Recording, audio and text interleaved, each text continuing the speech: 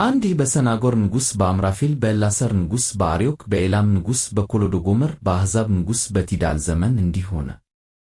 2 ከሰዶም ንጉሥ ከባላ ከገሞራ ንጉሥ ከብርሳ ከአዳማ ንጉሥ ከሰናአብ ከሰቦይም ንጉሥ ከሰሜበር ዞዓር ከተባለች ከቤላ ንጉሥም ጋር ሰልፍ አደረጉ።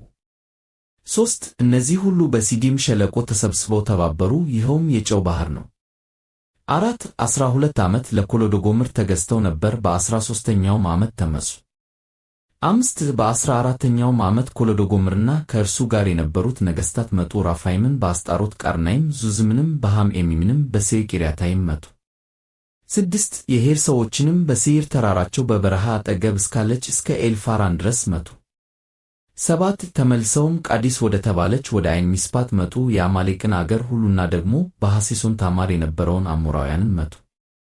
8 የሰዶም ንጉሥና የገሞራ ንጉሥ የአዳማ ንጉሥና የሰቦይም ንጉሥ ዞዓር የተባለች የቤላ ንጉሥም ወጡ፣ እነዚህ ሁሉ በሲዲም ሸለቆ በእነርሱ ላይ ለሰልፍ ወጡ። 9 የኤላምን ንጉሥ ኮሎዶጎምርን፣ የአሕዛብን ንጉሥ ቲዳልን፣ የሰናገርን ንጉሥ አምራፌልን፣ የኤላሳርን ንጉሥ አርዮክን ለመውጋት 5ቱ ነገሥታት በእነዚህ በአራቱ ላይ ወጡ። 10 በሲዲም ሸለቆ ግን የዝፍት ድጓዶች ነበሩበት፣ የሰዶም ንጉሥ የገሞራ ንጉሥም ሸሹና ወደዚያ ወደቁ፣ የቀሩትም ወደ ተራራ ሸሹ። 11 የሰዶምንና የገሞራን ከብት ሁሉ መብላቸውንም ሁሉ ወስደው ሄዱ። 12 በሰዶም ይኖር የነበረውን የአብራምን የወንድም ልጅ ሎጥን ደግሞ ከብቱንም ወስደው ሄዱ።